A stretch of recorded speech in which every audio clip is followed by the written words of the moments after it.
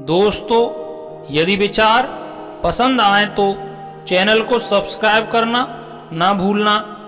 दोस्तों, एक कथा के अनुसार पुराने समय की बात है कि एक राजा अपने राज्य की समस्याओं की वजह से परेशान रहता था।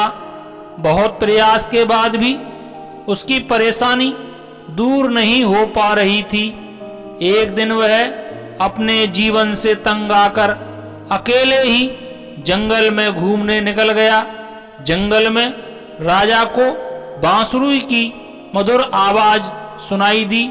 राजा उस दिशा में आगे बढ़ने लगा जहां से आवाज आ रही थी।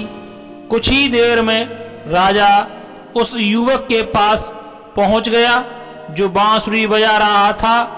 वह बहुत शांत और प्रसन्न दिख रहा था और बांसुरी भी बजा रहा था। उसके पास ही उसकी गायें घास चर रही थी।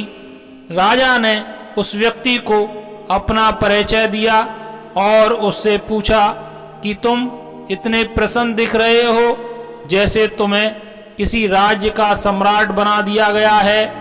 उस व्यक्ति ने कहा कि राजन, मैं भी राजा ही हूँ, लेकिन मेरे पास कोई साम्राज्य नहीं है और मैं भगवान से यही प्रार्थना करता हूँ कि मुझे कोई साम्राज्य ना दें। साम्राज्य मिलने पर व्यक्ति राजा नहीं होता बल्कि सेवक बन जाता है। उसके ऊपर पूरी प्रजा के पालन का भार रहता है। यह बात सुनकर राजा हैरान हो गया।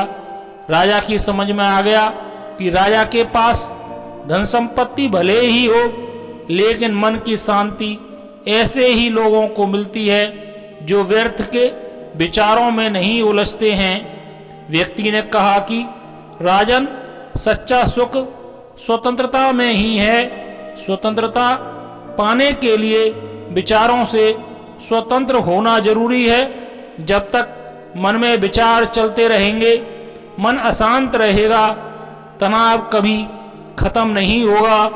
मन के विचार खत्म होने के बाद ही चिंताओं से मुक्ति मिल सकती है।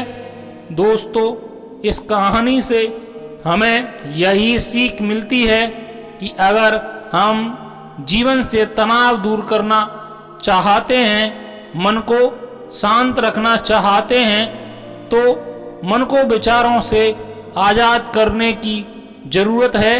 मन में जब तक व्यर्थ की बातें चलती रहेंगी, हमें शांति नहीं मिल पाएगी।